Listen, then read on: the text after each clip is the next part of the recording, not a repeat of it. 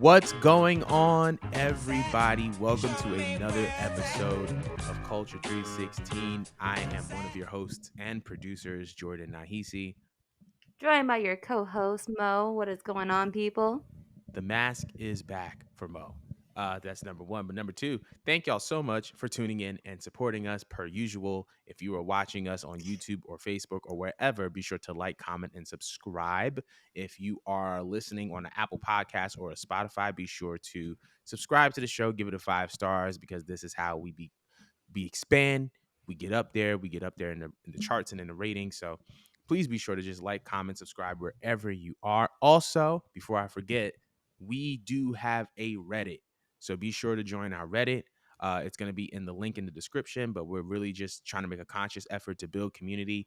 As you can see, we do have perks for our community with our Culture Connected segments, our Culture Connected shows. So join the community and maybe you can be on. I don't know. No promises. And I want to also, meet y'all. Go ahead. right. and also, happy 50th birthday to hip hop. On August 11th, 1973, hip hop was born in the Bronx, New York. And obviously, we just kind of wanted to make light of that because hip hop has had an immense impact on the world and has had an immense impact on wrestling culture. So we just kind of wanted to put that into perspective, say thank y'all, or not thank y'all, but happy birthday, hip hop. And speaking of hip hop, that's going to lead us into our first segment because this, I think it was Money in the Bank or SummerSlam. Mo and I were talking on the space, right? And we saw Finn Balor with these, I think it was like high Jordan ones or mid Jordan ones, and they were a custom version. There was like purple and black for the Judgment Day, and it also had the Finn Balor logo on the shoe.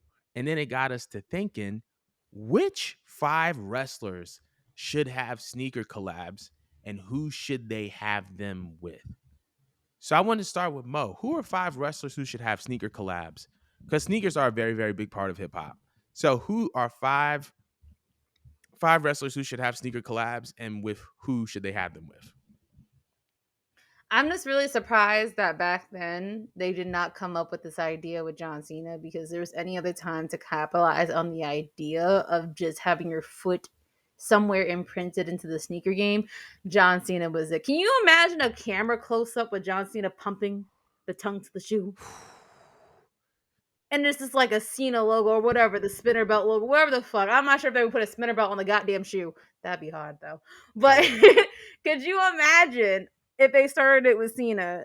I know he's not present, but if he ever wanted to come back, since that man has never had his last match quite yet, that'd be a great promo. That would be a Say, great throwing out promo. there, WWE. But people currently, the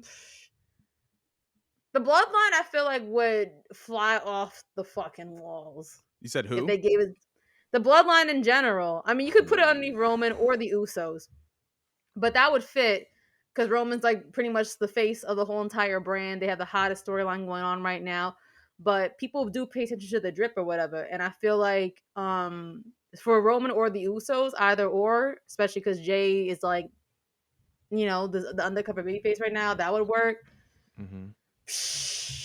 Cody Rhodes don't really wear sneakers outside of WWE. Because he could sell. He would sell. Ironically, he would sell because he's the next John Cena, but he doesn't have that drip. I gotta think.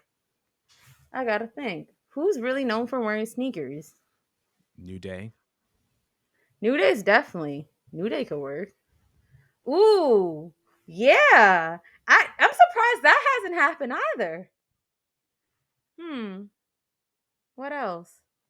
Because like the Bloodline comes to my mind. New Day comes to my mind. I don't know anyone else that really like you look at their shoes every single time that they come out. Anyone from NXT wear sneakers? I don't know. Probably like a Mello.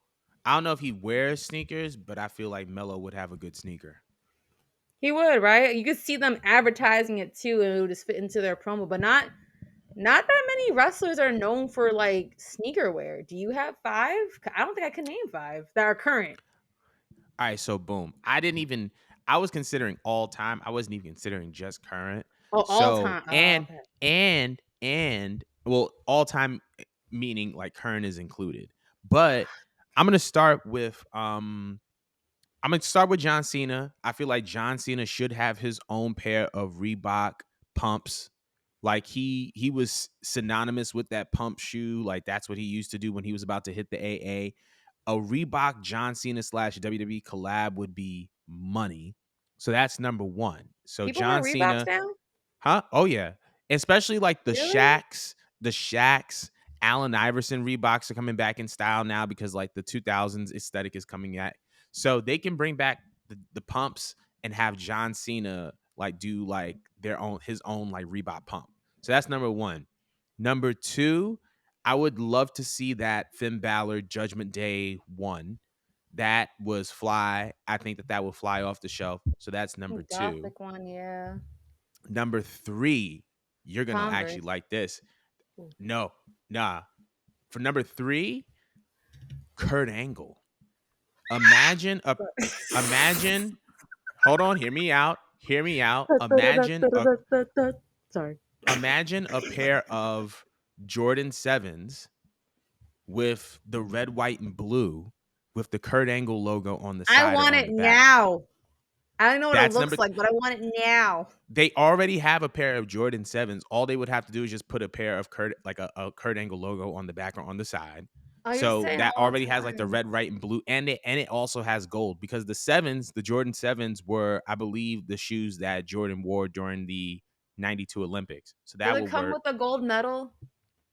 That would be it would be that that would be tough. If it had like a gold medal, like print on the side or something along those lines. Something that was like gold medal esque.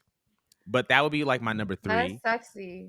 Number four, I would do like a New Day pair of New Balances, like the 574, but it would be like multicolored and it would have like pastels.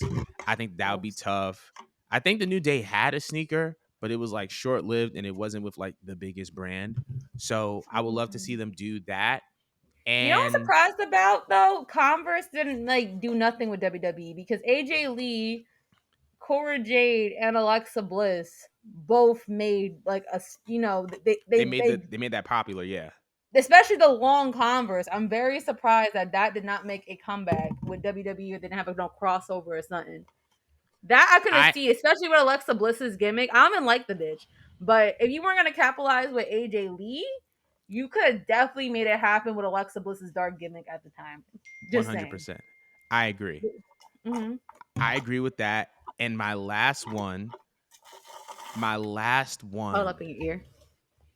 So I was gonna do Roman Reigns and the Bloodline, but you already Oh took my that. god, that's sexy. But I I want have a blood drip symbol on the back on the where the heel back, is. but I have a better idea. What if the I'm Undertaker listening. had a pair of Jordan 4s and it would be like predominantly black with purple laces, and on the tongue instead of like the Jordan logo it has like the purple cross logo type of situation that he normally has. So If I he think that gets one, now if he gets one, I feel like Stone Cold deserves one too. I think that Stone Cold deserves one as well. I think Stone Cold deserves one. I think that The Rock deserves one. But I'm thinking in But terms what of concept like, for The Rock? I feel like with Stone Cold, you could just put like broken glass somewhere as a design on the shoe for like the no, print or something, and not have the broken glass. skull.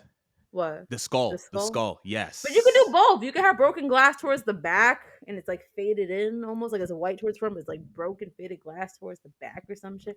And have the skull printed either. I don't know. It could be like a bunch of tiny skulls, or it Yeah. could be a skull on the tongue. I just feel like I don't know. I could see it. 316 could There's be printed out on the back where the heel is, or there's so towards the much you can side. do. There's so much For you can Stone do Cold, with Stone Cold. I feel like there's also a lot you can do for triple like for DX. If you did like a DX, like a D, I'm ooh, trying to think of like a sneaker off the top of my head. I can't like think a of one off the top. gooey fucking red, not like Nickelodeon goo, but just like DX, not even goo, like spray Jordan paint would look more 13s better. with like the green, like it'll be like predominantly black, but like DX would be spray painted on the side, like that, like the Yes, '06. yes. Um, If Cody were to get a pair of sneakers, I would. This is gonna be plain Jane, but I would do Yeah. the Adidas shell toes, but it'd be like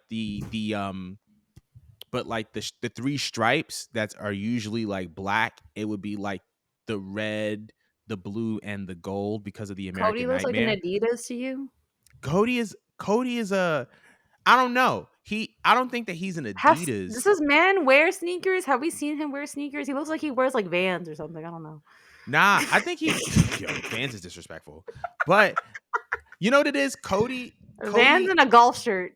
Go If ahead. Cody did a sneaker, it would have to be something that's very, very simple that you can add things to. So, like for Cody, I would do like an Adidas shell toe or like a Nike Air Force One. Like he would have his own custom all white like Air Forces, but it would have He to have looks like like an some Air color. Force.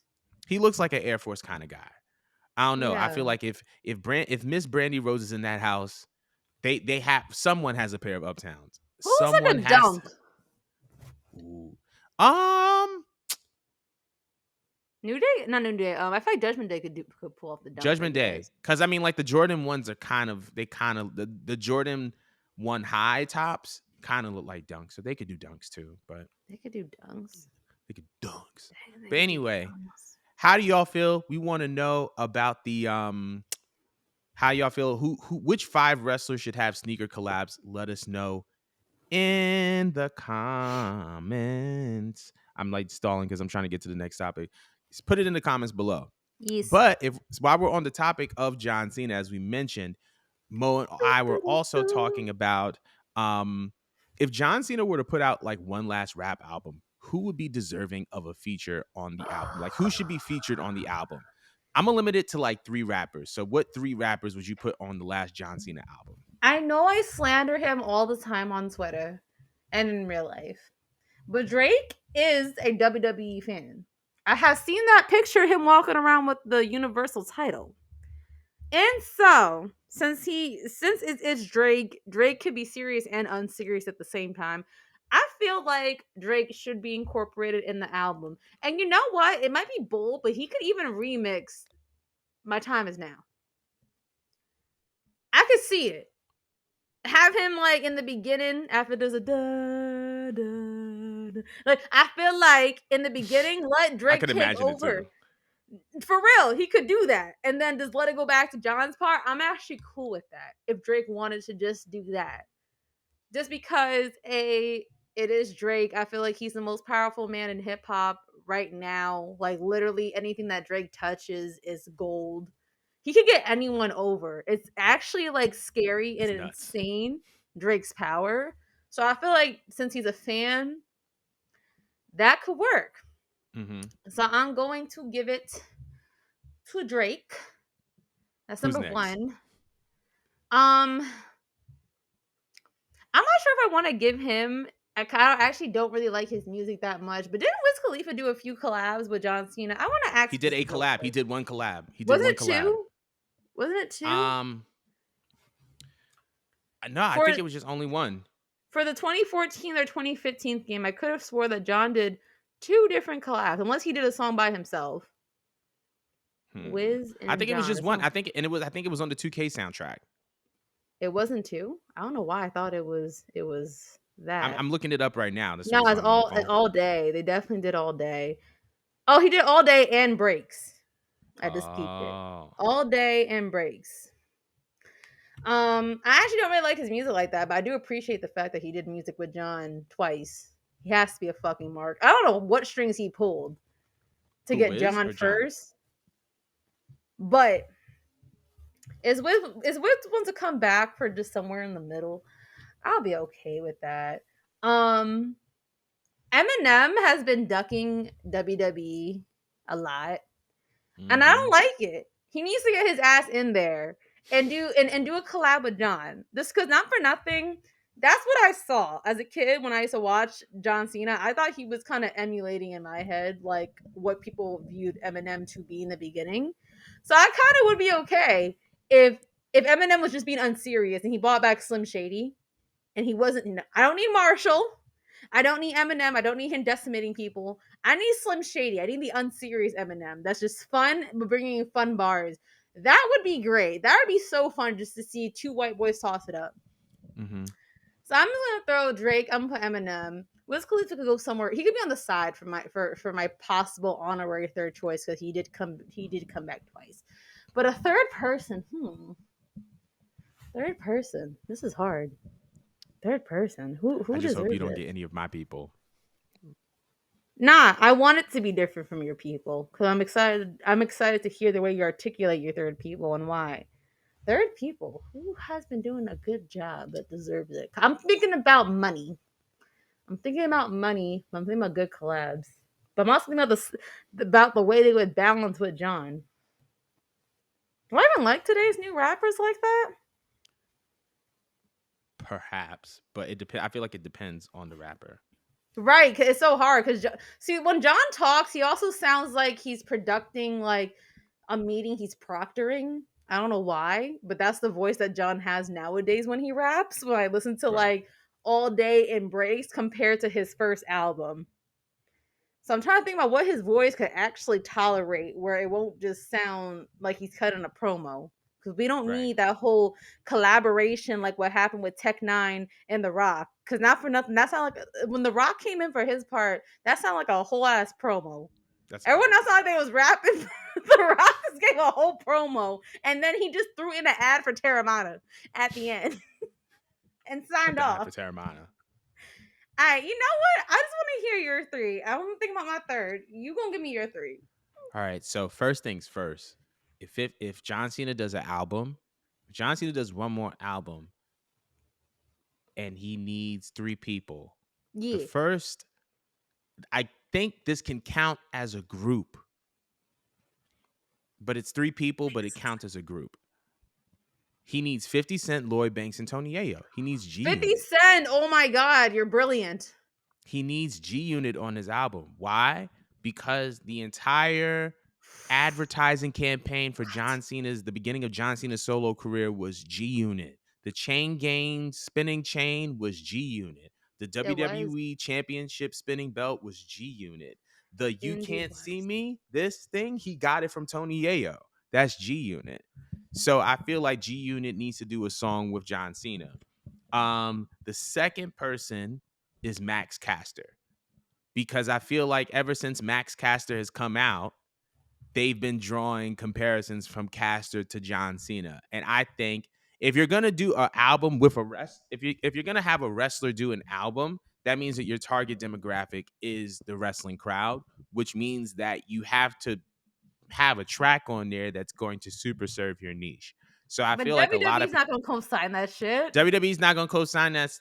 He's not gonna co-sign it. But at the same time, it's like if John Cena is doing this independently, he could do it on his own. And I highly, highly doubt that WWE is gonna be so petty that they're gonna like, oh, you can't do this track, or what? They're gonna discipline him. They're gonna fine him. They're gonna suspend him. They're gonna fire him when the dude is already part time and when he's arguably already one of the most highest grossing acts in the company. So I think that Max Caster would be a great little throw in. So that's my first two is G Unit and Max Caster, and my third feature is J Cole. I would want to see J J. Cole do Cole. a song with John Cena What because the I fuck feel they like gonna talk about? John Cena is very much a boom bap guy, and out of like the new rappers, the person who's like the most palatable guy who can do boom bap and give you like a quality verse, I think it's Cole. I think Cole can get I on the rather John Cena Kendrick. song. I rather Kendrick than Cole. Kendrick is going to give us a quadruple what is that? A quadruple metaphor. And I love Kendrick. Kendrick is my favorite rapper, but I don't want to be thinking when I listen to a John Cena song. I But just want to John be Cena able to does. He makes you think a little bit. a He's not. little, just keyword a little bit. That's the keyword, just a It's like a tad. pun. It's nothing but It's puns in his songs. it's a ponder. It's like a A Okay, ponder. now I'm back to the song. Kendrick, you will ponder his verse while another verse is happening. You'll be still unpacking the verse that he just did while somebody else is rapping. I don't need that. I You're need like, something that's oh easy. I need shit. something that's great quality but it's Yeah. easily understood and it's easily digestible. And because of that, I want to have Cole on the album. So those are my three people: is G Alright, Unit, I can Max respect that. Caster, J Cole. But we want to know how y'all feel about this. If John Cena was to do one final album of his career, who are the three rappers that you would want to be on it? But we're gonna be moving Oh, it's gonna on. be messy. Yeah. I'm excited So for messy. yeah, this is the real meat of the show. So so CM Punk and Hangman Adam Page seem to be going at it again. This time, CM Punk took shots at Hangman Adam Page on this past episode of AEW Collision as the show went off the air.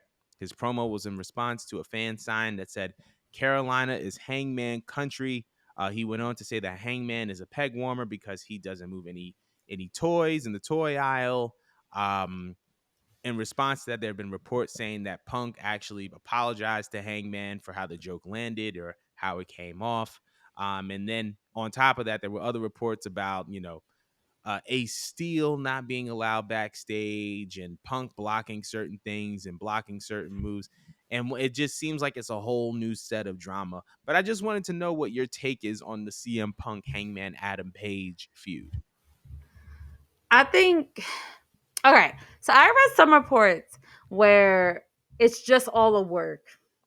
But I think that is, and let me add this. Not only that I read that it's a work, but I read where they have some clause going where they're only allowed to basically slander one another when it's in relation to programming. They cannot Mm, do it off screen. They cannot do it like if they're on social media or something like that. They can't just do it randomly. It has to be within the context of programming.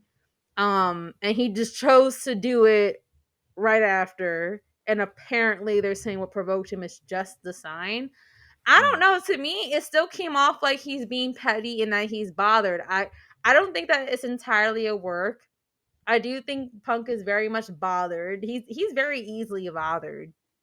I feel like he's absolutely. very much immature because in comparison to what anything Hangman has been doing, I understand the elite as a whole has been throwing shade at Punk, but I don't think Hangman specifically really has been throwing shade at Punk. So for him to just be like, oh, well, he's a peg warmer. That's why I have, that's why I sell merch and blase skip. I just think that he's just kind of bitter and washed up. But then at the same time, it's kind of also a little brilliant because I know that they're still building a feud. And they got me invested because I Hmm. can't tell if it's 100% a work or not. I cannot tell. All I know is that I'm pissed. And maybe that's what they wanted. Maybe that's exactly what they wanted, and I'm just eating it the fuck up, and I'm doing exactly what they wanted me to do. Because right Mm, now, in my fan ass head, I'm actually pissed at Punk. I'm seeing someone that's bitter over some some bullshit that done happened a year ago. I'm still mad at the bullshit that happened a year ago, and I feel like he's bringing up old shit because it's believable. Because it's Punk, and Punk is the type to be outspoken and say whatever the fuck he wants to say because he's a Chicago boy at heart. He gonna mm, talk that shit no matter what.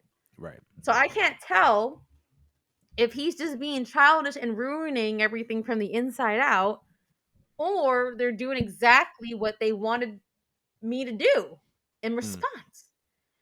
But also, another report that I read, people were sent home, and that Hangman was actually sent home as well. mm, That he had to record his promo at home, or not at home, but basically off the premises of AEW, and that other people were sent home due to Punk. mm, So I feel like it's also a situation where it could be both. That it could be a work and they're playing off of work because they got a big ass pay per view coming on, but Punk is also antagonizing and quite literally the problem. And that they fear that they're going to have more issues going into the next pay per view because, not for nothing, Tony Khan is a Punk boy. He is. There was a report that I read where this man, I following know the what you're about to fight, say. he over here being a fucking Mark Shannon CM Punk Daniel Bryan stance. Like, my dude, you're a whole ass boss. You are a whole ass boss being a mark. I can't take you seriously. I don't think anyone here takes you seriously. That's why your whole roster backstage is in a full disarray. Mm, And I can't tell if that's good or bad. That he's a bad boss. Like it's weird because in a weird way, it makes me interested in the show mm. because there's chaos. And then I want to know what's gonna happen next because as a fan, we're all nosy. We're all nosy as shit, right? That, That's yeah. that's that's one part of my brain. The other part of my brain is thinking, well, if this was Vince, then y'all be playing this shit. Y'all would be tighten the fuck up and doing nothing but playing your role because you're gonna get suspended, fine, or your ass gonna be sent home fired, packing your bags. Like whatever you can't do, someone else gonna do. You Hmm. just gave someone else a spot. People were in WWE are scared. They want to maintain their spot, but in AEW, I just feel like it's a playground. It's a playground, and I made this reference in the chat. It just seems like these motherfuckers, when they're applying for AEW, they read the whole job description, whatever, and it's like, all right, I'm gonna work my little 8 hour shift. You know what I mean? I'm supposed to be an associate, blase, skip. But then they just take this shit and go to Tony Khan after applying the job and be like, yeah, I want this job, but I want to work 2 hours instead of eight. I want to work with Jenny instead of Janae. I want to be only morning hour shifts. And if not, I'm gonna raise hell because I'm Mm, not gonna go anywhere, right? This is all right. free creative control. I'm sorry, I'm getting off task or whatnot here, but I just feel like it's just there's no sense of control. There's no order backstage. So I can't tell if this is real or not. If they're playing off the fact we know that there's no order back there, so let's just turn this all into a work because everyone's already gonna be ruffled up, which Right. I am. But I ranted long enough. Jordan, what is your take? So I'm so glad that you brought that up. So I'm going to address what you were addressing first, and then I'm going to address the Punk Just a situation, whole right? lot. So one of the things we were talking about in the group chat, and I love how we were able to put the group chat into the show, is that there are a lot of people who who joined AEW, and what it seems like, not necessarily truth, because obviously I don't know, but what it seems like is there are a lot of people that went to AEW under the guise of the desire to have creative control, and in reality, they just want to do the things outside of the creative world, the creative realm, I should say. They want the freedom to do things that they couldn't do in WWE because AEW is not going to hold them accountable the way that WWE would hold them accountable, right? Absolutely. When you talk about the roster being in disarray and backstage being in disarray, nine Hmm. times out of 10, it's petty things that are allowed to fester and develop over time, and they're not addressed, and things that people would normally be fired for or let go for, they're being kept. And it's like, that's all well and good, but like, did you come to AEW because you wanted to be able to run a rough shot in a way that you wouldn't have been able to do in WWE, or did you actually want creative freedom? Because I'm looking at guys like John Moxley, who are the least problematic people in the world, and you can tell that they came for creative freedom. You can look at a Chris Jericho and you could tell that they came for creative freedom, right? But then Mhm. when you look at some of these other talents, it's like the only time I'm hearing more stuff about who you are and what your attitude is backstage than I am about your on-screen product. A lot of these people have more Twitter time than they do TV time. And it's like Ooh, it's what a because quote. What a there's more. quote. What a That's a bar. Stop playing. But like, and a lot of it is just because like you y'all would much rather be in a state where you're just causing drama than you're actually creating. And you know what I'm saying? Like, that's just how I feel, right? A lot of these cats is getting more Twitter time than they do TV time, and it's not by coincidence. Because it's just because y'all get to AEW, a place where there is more creative freedom, and instead of using that ability to develop your character, to help develop stories, you just run around creating drama, being mean girls, being mean to other people. Like, it's just too much. And it's just like, for all that, like, if you were to do this in WWE, you would be fired by now. And that's part of the reason why y'all have such a negative attitude towards WWE, is just because you couldn't do what you're doing in AEW and WWE. You would be straightened and sent home. Period. So that's my whole thing when it comes to the AEW backstage politics, or whatever the case may be. Oh, exactly. Um, Now, when it comes to the Punk situation, I think it's a work. I think it's 100% a work, Because to be Really? honest, if I wanted, because to be honest, I think that if Punk really wanted to go in, that would have been the first order of business from when he came back. I think that he would have taken advantage of it then. But I think that he's doing it in a way that's going to add value to whatever happens between FTR and the Young Bucks at All In. Because when you see FTR, at this point, you also think CM Punk. When you see the Young Bucks, you're at this point going to think of Hangman Adam Page. And if Punk can add fuel to the fire that is that trilogy in order to give it value without necessarily having to say something that's like volatile or personal, then I think that he's going to do that. And I don't think that there's anything wrong with that. But I Mhm. feel like at the same time, like I feel like a lot of people are up in arms about Punk because they feel like, oh, this is real. And it's just like, well, ain't that the point? Ain't that the point, to make you feel as if it's real so that you can actually be emotionally invested? Because let's be honest, over the past 10 years, when it comes to wrestling journalism, we think that we know everything. And so if we can take a peek behind the curtain, or at least have the illusion that we have a peek behind the curtain, we're automatically going to be more emotionally invested because we think we know. Hell Because we yeah. think we know. So I really don't have a problem with all this. I think it's getting blown out of proportion. And I think that is just a work at the end of the day. But that's all I really had to say about the I just Punk. have one more question though, because Go ahead. like people are comparing the people are pretty much comparing the viewership of Collision to basically that of Rampage because again it's on Saturday. Do you think Yeah, this is on purpose so that people will try to actually tune in to a Saturday show? absolutely. I think that, and if I could add on to that, I think that Collision has a great television product that rivals Dynamite. And I feel like part of the reason why stuff like this is being done is so that they can keep those ratings up. They can not keep those ratings up, but get those ratings up and attract more viewers. Because if they are not attaining the viewership that they want, it's not because of the quality. One of the best Mm-hmm. tag team matches I ever seen in my life, with Jay White and Juice Robinson versus FTR, happened 2-3 weeks ago. They are having Mm. quality matches. And if we're being honest, and we have to give CM Punk the credit that he deserves, he is currently making Ricky Starks into a star. All right. Between the matches that he's had with him, the storyline that's being developed, Punk playing the face while Ricky plays the heel, which is Ricky's element. Like, we're seeing Ricky blossom into the star and be the main event guy that we've known him to be. So Punk is actually being selfless, and y'all don't talk about that enough. But I I do will believe, never. huh? I will never. Of course, you never. But I feel like they really want to get the ratings up, and this is another way how to do it. You know what I'm saying? And to be honest, I think that even beyond the ratings, like, Collision is still getting a lot of attention and a lot of viewership even after the show ends. So that may or may not even be a relevant metric. But how about yourself? Do you think that this is a ratings ploy? Hmm. I honestly think it might. Mm, I think it might just because coming out of Collision, I mean, I'm not saying Collision's a bad show, but you have to understand how exhausting it is to watch wrestling 6 days out the week.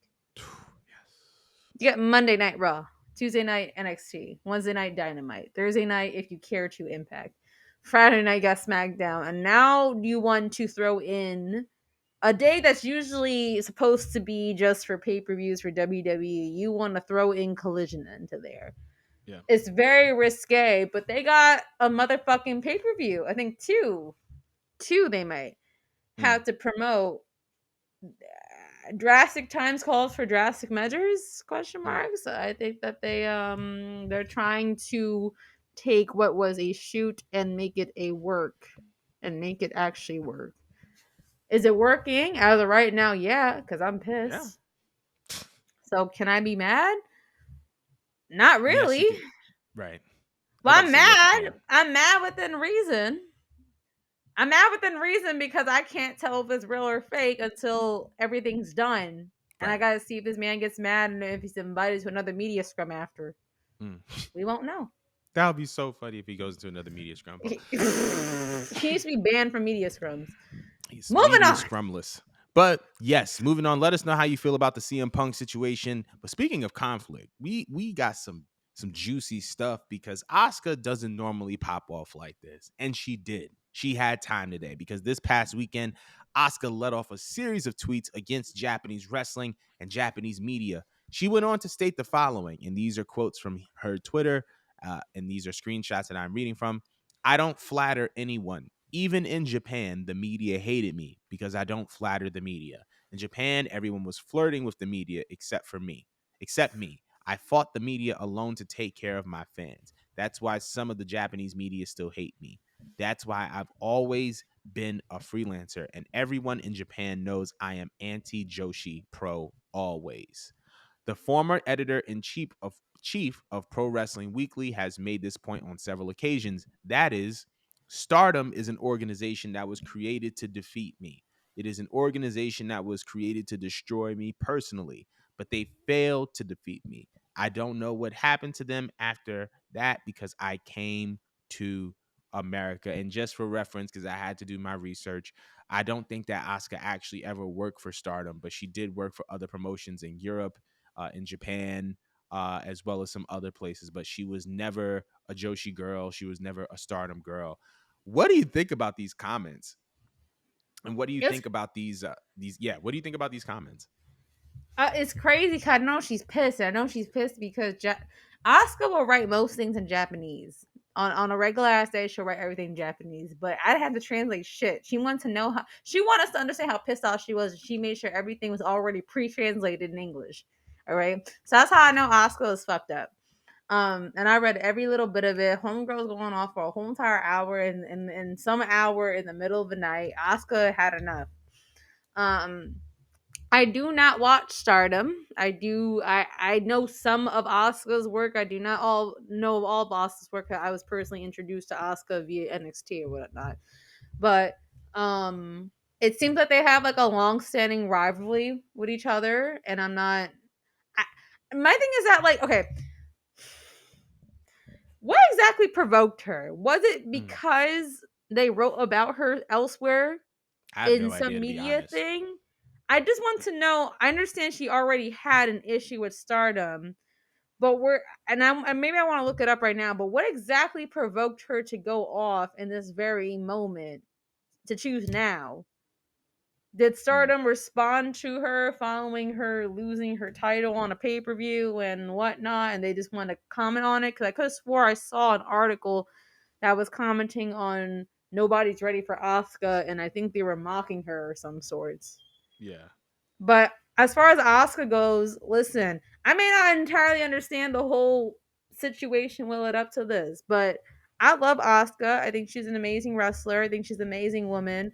Um, this girl be wrestling at lightning speed at the age of 40 something. Like she is amazing. And Asuka don't really speak up for very much, and she's dealt with a lot of bullshit in WWE. You think she'd be Mm, running her mouth about that?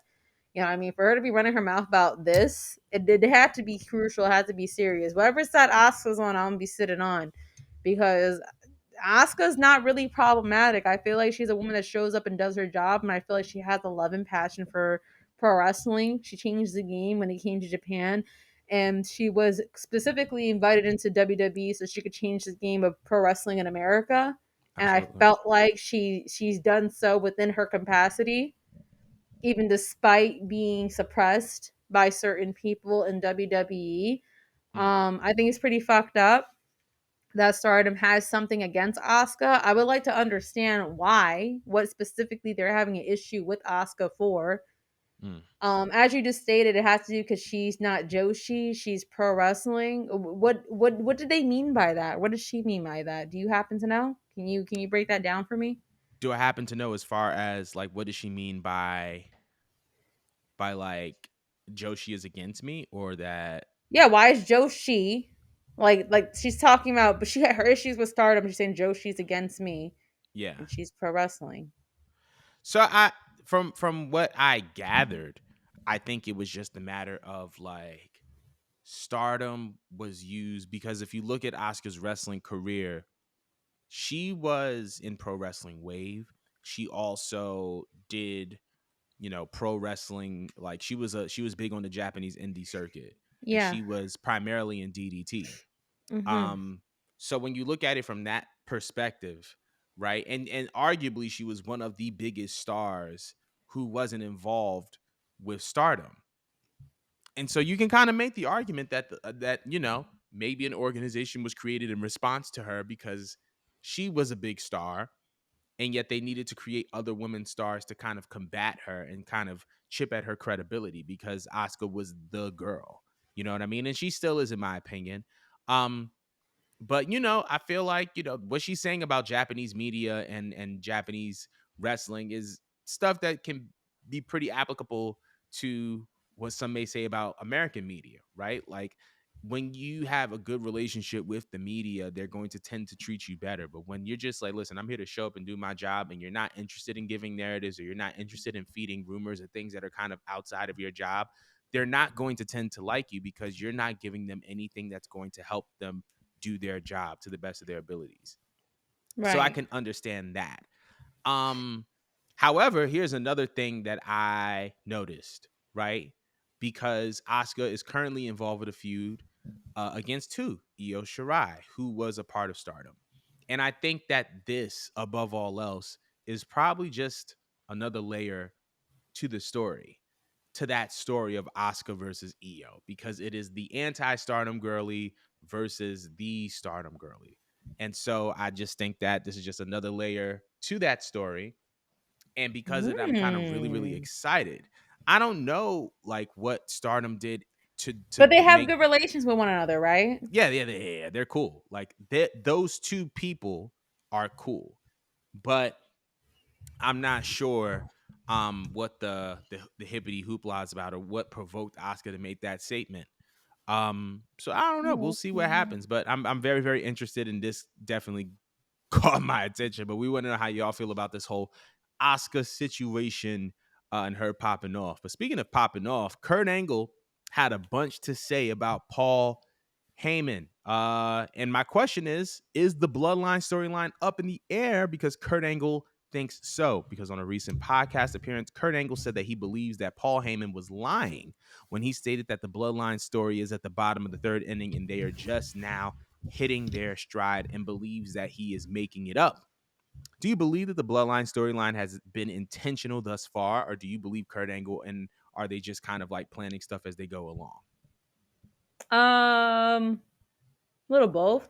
Because here's the thing: you could have wrapped it up by SummerSlam, and I think that's what we wanted.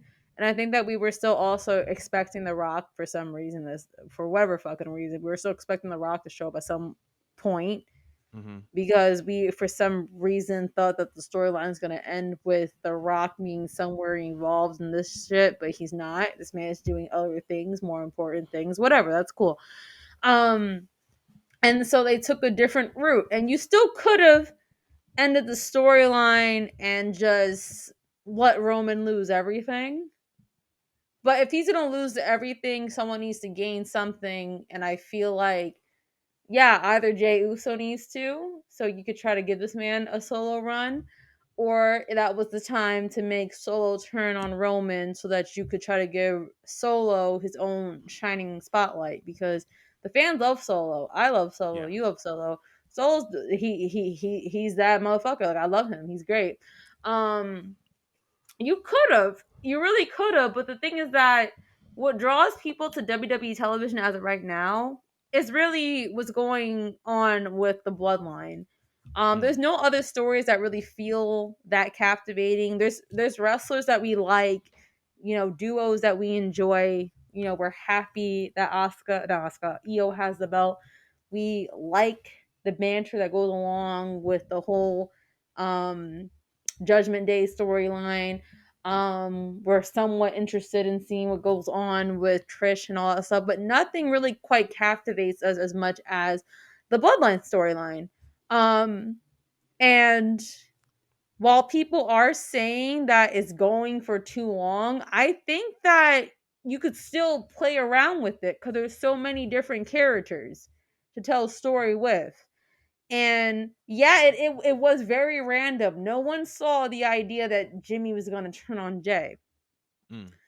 But I kind of enjoy it in the sense that what will be a better opportunity to pit two people against one another and tell a story just within that than now? Than now. Mm, Because I feel like people that have been watching WWE or whatnot and have been viewing the Usos, it has been a regular formula with WWE that if you see two people together, then one person needs to turn on the next. If you're gonna make it make sense to have a sibling rivalry, I feel like now technically is the time. We didn't mm, really plan for it to be within this time, but I feel like now is the time.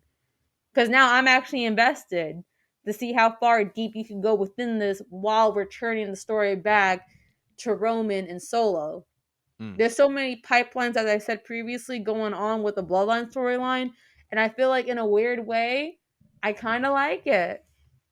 I kind of like it because by the end of it, everyone has experienced some form of character development. It's not just Roman eating, it's not just the introduction of a new superstar that's going to take off, but all the other side characters, quote unquote, have developed through the story. mm-hmm, Got to see screen time off the story, are going to become larger than life stars off of the story. And now we're looking at Jimmy as the biggest op. mm-hmm. Bruh, they edited Wikipedia because we was They so mad at violated Jimmy. We done brought up his DUI. We done brought up OD. all of his DUI arrests. That's OD.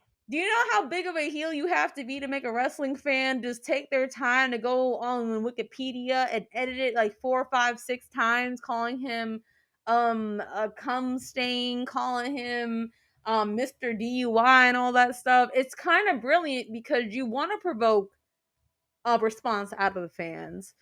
So I don't blame Paul for being a little defensive towards Kurt because if you're going to do something very risky, you need to do it right. And long as they don't fumble it, I'm actually cool with it because that should be what the purpose of a faction is. Every person of the faction should be working in a role and working in an angle. And I'm not mad at this angle. Mm, I don't know how it's going to end, and that's kind of the exciting part. My eyes are so focused on Roman and Solo, I didn't think about Jimmy and Jay. I just thought yeah. Jay's gonna go over, but now I see them in that storyline being part of a bigger storyline. So I'm Mm. actually real cool with it. But Jordan, I want to hear your take on Jay going over and Paul's response. So first things first. Number one, I actually believe Paul Heyman because if you Mhm. watched any interviews pertaining to Paul Heyman, especially when it comes to ECW, they say Paul will lie to his coworkers, but he won't lie to the fans. Ooh, And so I think that's bold. it's super bold, but I think that it speaks volumes about him. Um, that he is always honest with the fans because he understands that that's the consumer, and he understands that that's the important thing, is maintaining the consumer. Um, as it pertains to this storyline, I don't think that it's up in the air. However, I do believe that because the WWE audience has never been exposed to long-term storytelling the way that it's happening, it's easy to think that it's being made up on the fly. But when you look back at the last 3 years of the Bloodline storyline, you can see how intentional everything is. From Mhm. Roman coming in and winning the title the way that he did, to Jay and Roman feuding the first time, to Jimmy coming in, to Jay, Jimmy, and Roman dynamic, to Solo being brought in, to Sammy being brought in, to Sammy leaving, to Jay leaving, or Sammy leaving, to Jimmy leaving, to Jay leaving, to the split between everything has been very, very intentional. And in the Mhm. moment, we may have not understood the significance of it or what was happening, but in hindsight, we got it. And so when I'm looking at even down to the way that Jay kind of exited WWE, he speared Roman, he super kicked Solo, he speared Roman, and then he tagged Jimmy, and then he left. I think that this is going to lead to Jimmy and Roman feuding. And because Solo actually likes Jimmy more than he likes Jay, this is going to be maybe a part of the story in which Solo is going to continue to have a wedge driven between him and Roman. because of his love for Mm. Jimmy. But like I don't think that this is a story that's up in the air. We just don't understand what's happening because this is now a 3-year plus story. And we haven't been able to see a consistent 3-year plus story in WWE or wrestling in general. Um, we've had a series of matches that have happened over the course of a couple years when we talk about like Kenny Omega and Kazuchika Okada. Even Johnny Gargano and Tommaso Ciampa had something similar in the sense that it was a form of long-term storytelling, but it wasn't this Not as long as long. this A- shit. Mm-mm. And on top of that, they both sustained injuries during it. And it's actually a miracle the fact that everybody is still healthy through all of this for the storyline to keep going the way that it is. Right. So, but there's that. But I don't think that wrestling has seen anything like the Bloodline storyline. And I think that's even more of a reason to appreciate it because it's like we're 3 years deep into a full blown, multifaceted, multi layered story where more than one person is being made a star. And I think that that's just going to be, I think that that's kind of where we're at. I think that Kurt Angle is coming from the right place because it's easy to kind of see this and say, "Oh man, they're just making it up." But I do think that they kind of planned this out, and that's kind of just how I feel about that. But we want to know how y'all feel about this Bloodline storyline. Do you agree with Kurt Angle, or do you think that, like Paul Heyman said, that this storyline is just getting started? But we're gonna move on to the next topic because my dog Mo had a question that went crazy on Twitter. Still is. um Looking dead Still at it. is getting crazy engagement, and we're going to talk about it on this show, which is dream crossover matches between AEW and WWE. So I'm going to start with you, Mo. What are some dream matches between AEW and WWE that you want to see? Give me five. Give I me actually five dream want to. matches. I want to utilize some that the viewers had commented because I was actually impressed by you guys by some of them. Okay. I really love the idea of Io Sky versus Sheeta. That would Ooh, yeah, that's tough. definitely pop the fuck off. And I would love that. Not just because like I already know that they're champions, but in general, that would just that would fucking eat and give both of them a challenge because they're so aggressive. They're so I agree. intense and aggressive. That match, it needs to be a no DQ match if they're gonna Hmm. go at it. So I would love that. I have seen people comment MJF versus Sami Zayn, and I didn't get it at first, but then I thought about it. I'm like, oh, the mic work, the mic work leading up would be fucking insane because they're very witty. The both of them are very witty. Well, what comes out of their mouths? It's shit that like I wouldn't even conceive on my own. That comes out of MJF's mouth and Sami Zayn. So I thought that was super fun. Another one that I loved. It was Imperium versus the New Day versus the Usos. Whenever Jimmy and Jay make up, Hmm. that would be tough. You said the New Day versus the Usos.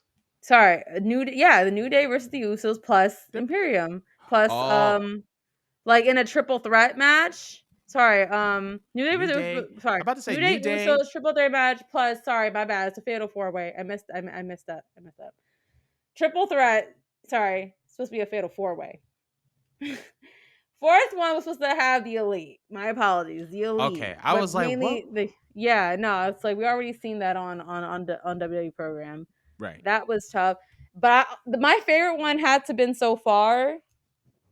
Someone said Ricky Starks versus Seth Rollins. That would be the sassiest fucking match and promo paired together. Sassy Absolutely. as hell. So I would love that. Now, if I had to think for myself, I really like. Okay, yeah, I know that this has been thrown out a billion times, but I do want to see Jade versus Bianca. Those have to be my two favorite females from AEW in general. I love Jade. I love Miss Bianca, so I most definitely want to see that. On number two, this is so cliche, but I need to see MJF and I need to see Roman. Mm, I just do. I just do. Because to me, those are the top men as far as AEW or WWE goes. So to me, I want to see two top guys go against one another, but I feel like Roman's mic work has worked up well enough to where MJF could play up a baby face, and I could see Roman playing his heel self, and it could still chew. So I like that very, very much. If I need like a tag team division going, Hmm. I actually want to see the Elite.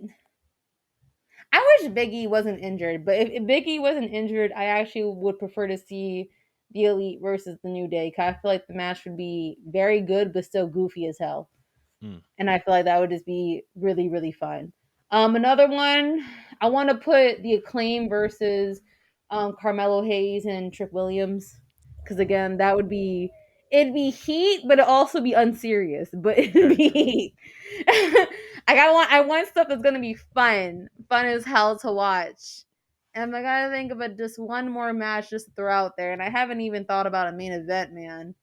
The main event would be so hard, so hard. Yeah, actually, no. As much as I dislike CM Punk, him versus Cody in the state that everything is in would be perfect television. Right. Perfect television to see Cody versus Punk. The amount of rigs that would be in that promo would be astonishing, but the match itself for just a main event that's gonna draw money and put asses in seats. Yeah. Yeah. I'm gonna go with that. I think I named four, maybe five or six. Those are my picks. But Jordan, what were yours? Ooh. All right, so boom. What exotic? Obviously Jade versus Bianca was on my list. Yes. As far as main event is concerned, I'm gonna go with that. Main event, I'm going with Kenny Omega versus Roman Reigns.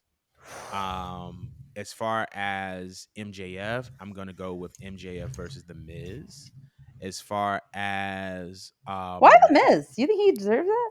no, but I do think that their promo back and forth. You said no. No, absolutely You not. just reminded me of fucking Tokyo Tony when you were just like no. No, absolutely not. Um, but I'm gonna go with them. I think that promo battle is gonna be insane. Miz versus MJF. As far as the women, if we're considering NXT, Raw, and SmackDown, I want to see either Io versus Tony Storm or Blair Davenport versus Jamie Hayter. That's As f- fun. I She want to didn't verse see, her, right? Not huh? Huh? she never versed. No, I think she was out of the company before Jamie came in. Never mind. She Yeah, I never. think she was. She was Yeah. like with AEW for like a brief bit and then just like dipped out. Pandemic came in. Yeah, yeah, S- yeah. So then there was that.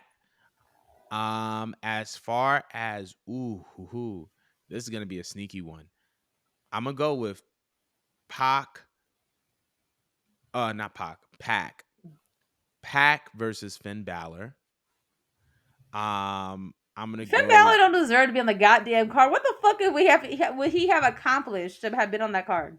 Ooh, matter of fact, I take that off. I Yeah, take you that match should. off. Yeah, I you take that should. match off. You I'm should. gonna go with Pac versus Santos Escobar. Now we're talking. I'm gonna Now we're go, talking. and then I'm gonna also go I with. need Ibushi on the card. Oh my god. I need because we never got a chance to see this in WWE. I need AJ Styles versus Adam Cole. So I think we Yeah, need that. I think we need that. that could actually main event, and I wouldn't be mad at it. And last but not least, Jay White versus Edge. Yeah, yeah, yeah, I yeah. just want to just fall on the floor. But that Like, those are my matches though. I don't know what Jay White show versus this would be on, Edgy. but those are just Let's dream choose. matches that I would love to see That between should be his WWE. last match. As a matter of fact, if this was a hypothetical like pay per view, I would not be mad if that was Edge's last match. As a matter of fact, was that not a question?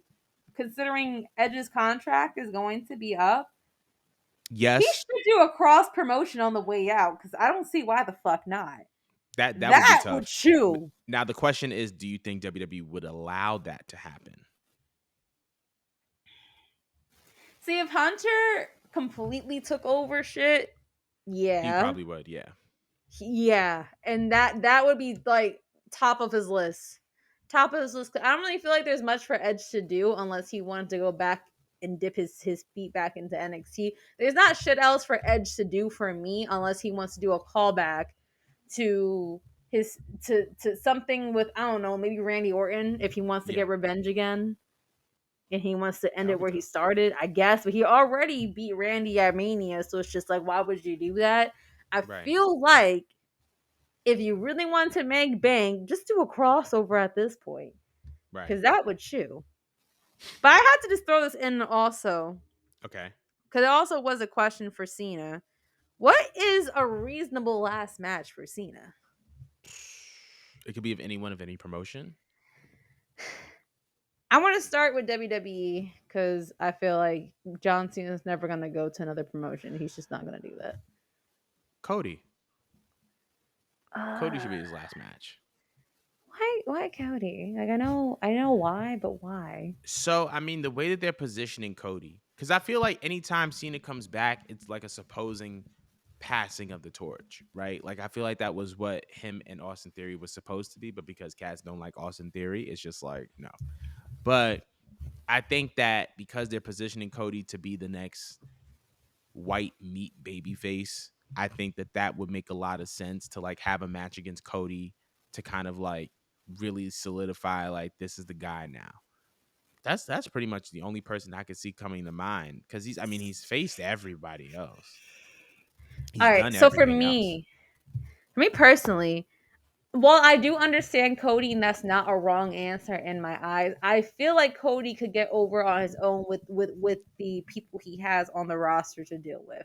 I Right. don't think he needs to be solidified because he already solidified himself off the Indies, and Mm, then him doing what he did in AEW and then coming in here. I don't think he needs that rub from Cena.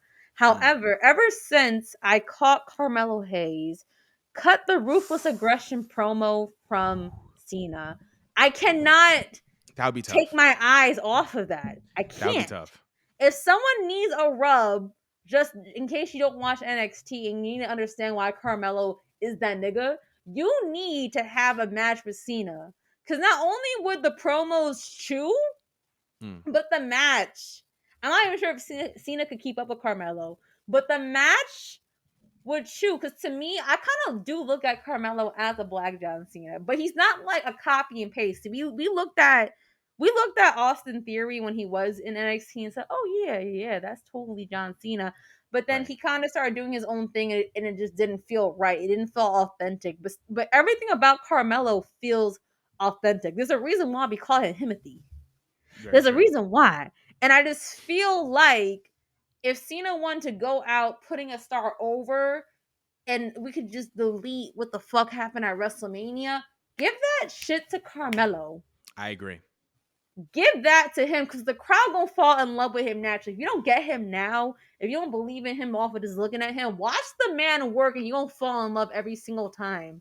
Mm. And then Cena could walk out, and I'm cool. I'm very cool with it. You can even raise his hand afterward. And I think everyone would just be cool with it because Mello, to me, if it's not Braun Breaker, it's Mello that's the future coming out of NXT. I can see that. So that's just my take. Personally, I And would love that's to a see word. Personally, I would love to see Mello versus Randy Orton, but that's a different discussion for a different day. But we want to know all these things. So I think the crossover matches, AEW and WWE, as well as who should be John Cena's last opponent. But we're gonna move on to the last topic of the show that I thought we would never be talking about on the show, which is Lacey Evans.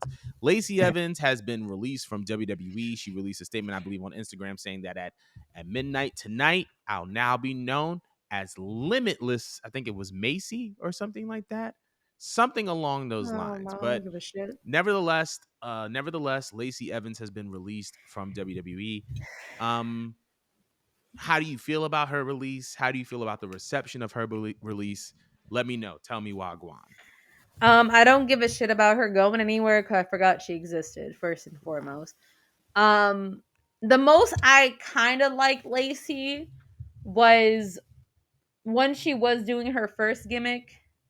I don't even know what the first gimmick was, but she The looked like a lady? pinup doll. Yeah, the And lady. she kept Yeah. telling everyone to act like a lady, and she was just being a stuck up bitch. And I actually kind of enjoyed it. and I kind of enjoyed it during the pandemic era when she was bantering with Bailey, and I got to see some of her personality off camera because she was recording videos with other people where she was bringing her gimmick to real life just for shits and giggles. Right. And to me, that gimmick actually was more like likable than what she was doing with the Sergeant Slaughter thing. It just came off very unnatural. Mm. Um, that and not for nothing, Lacey Evans came out of NXT too soon. She wasn't ready. She could do some things very well. She is very athletic. It's not hard to tell that she's not an athletic woman, but being athletic doesn't always translate to being a decent wrestler. And I feel like she needed more time to marinate in NXT. However, Vince has a hard on for in shape blondes with no asses and implants. She and Lacey just encapsulated that, so I could see why he promoted her so fast, but it was just she was just bound to fail regardless. If I'm Mm. not mistaken, the way she blew up on WWE, or not even blew up because she never did blow up. Honestly, she staggered, then she flopped. But the way she was brought upon WWE, I'll never forget the time they kept spamming her walking up and down the fucking ramp like I a remember that crackhead. too. Just I walking up remember down that. the motherfucker, and she did it during WrestleMania too. She interrupted fucking WrestleMania to walk up the fucking ramp and then walk back again, and she did that over and over again compulsively until she fought Becky Lynch, and then she was signing by Charlotte, and she just went through like a borderline personality disorder pertaining to her gimmick because it's a gimmick you could have played with. You really could have played with it. You could have Right. made her the girl that shames every bitch on the roster for not being a lady. You really could have done something fun with it, but they just didn't know what to do with it, and then they wanted to push her. But the problem with Lacey is that you cannot push her because she wasn't ready, and Right. they did give her ample opportunities to be pushed. They gave her and Natty the Saudi Arabia match. precedent. Yeah, they were in the Saudi show. You know what I mean? Like you could tell that they wanted to do something with Lacey, but she just wasn't there on a wrestling level. Mm. And then not only that, she kept flopping in the ring. Every match you gave her, like the only takeaway you could give is that someone had to lead her or she was continuously botching. And that's all the discourse was regarding Lacey. That being said, I need y'all to stop acting like you give a fuck about her release because now you got me irritated. Y'all did not give a flying fuck about her. The only time y'all was talking about her was because she flopped in the ring or because her ring gear looked a goddamn mess. If not that, you were tired of her weak ass promos about her being part of the military and blase skip. Can y'all stop with that? Just because someone got released doesn't mean we all have to be sad. Like it's okay to just shrug your shoulders and just shake it off. You know what I mean? Because y'all really be ignoring wrestlers while they're employed, not fighting for them when they're employed.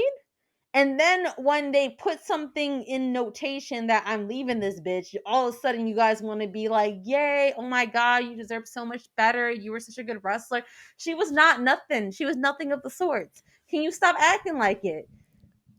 You look like you about to say something, Jordan. I am. Go ahead.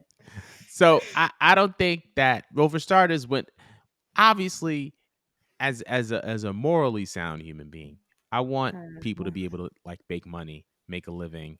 They should. Was Lacey Evans like my favorite wrestler? No. No, but Oh, no. at the same at the same time, I get the whole like well wishes and, oh, you were good at this and you were good at that.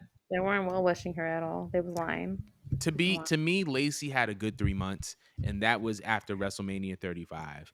And I think that they just kind of gave up on her because the WWE universe kind of didn't show as much interest as they thought that they would. Um, so I think that that's kind of where she just kind of fell off at. Um, I think there were also some things relating to like just like some of the comments that she's made in the past on Twitter about like science and health and just all these conspiracy theories that she be promoting Does that she try to denounce autism? yeah, tried to denounce all a special type of stupid, y'all. But anyway, I think there were other things and other factors that kind of contributed to her release. Maybe she wanted to be released, maybe she didn't. But it's going to be very, very interesting to see where she goes from here. Public Enemies on Twitter said that she's about to do numbers in the NWA, and I was screaming. Um, Why are they doing her like that? First of all, let me just stop and say this: if Y'all need to NWA, stop. if Fox News was a wrestling show, if Fox News was a wrestling company, it would be the NWA. That's how I feel about the NWA. But yeah, Not I Fox mean, obviously, I, News. I wish her well. I Not Fox feel like News. when it comes to wrestling fans, a lot of people, the problem with wrestling fans is that wrestling fans don't necessarily um stand for anything. They just kind of stand against everything, and they want to be against the company or against the wrestler or against some, they want to be against something, and they thrive on being contrarians. And it's like, oh, but we're passionate fans. But a fan means you have to advocate for something. And if you're not advocating for something and you're just kind of advocating against it, then you're not really and truly a fan. So that's just kind of my whole take on that. But I definitely wanted to know what y'all take on the release of Lacey Evans is. Leave it in the comments below. And yeah, that concludes our show for the day. Thank y'all so much. Be sure to follow us and build with us community wise on Reddit. Also, this is a Thursday show now. We're no longer dropping shows on Friday. We're dropping shows on Thursday morning, as you can tell. But yeah, thank y'all so much for tuning in, and we'll see y'all next week.